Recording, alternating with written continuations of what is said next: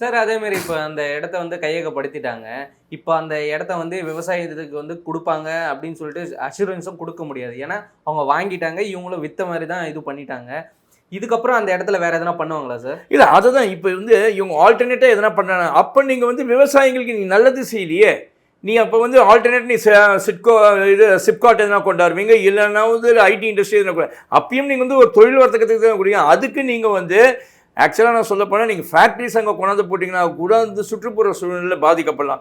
Airport கொண்டாடுறதுனால சுற்றுப்புற சூழ்நிலை ஒன்றும் பாதிக்கப்படல. நீங்கன்னா நீர்நிலைகள்லாம் போயிடும் அப்படின்னுங்க. நீர்நிலைகள் எத்தனை இருக்கிற நீர்நிலைகளில் வந்து இதுவரை ஆட்சி செய்தவங்க சரியாகவே யாருமே மெயின்டைன் பண்ணல. நீங்கள் நீர்நிலைகளை சரியாக பராமரிச்சிருந்தீங்கன்னா இங்கே சென்னையிலேயோ இல்லை தமிழகத்திலேயோ இங்கே தண்ணி பிரச்சனையும் வந்திருக்காது. வள்ளுவர் கோட்டை எந்த இடம் வில்லேஜ் இது எப்படின்னா ஏரி தான் அந்த வில்லேஜ் ரோடு அந்த சைடில் லேக் ஏரியா தான் புரியுதுங்களா அந்த இடம். அதே வந்து மாம்பழத்தில் வந்து ஒரு இடம் லேக் வியூ இருக்குது.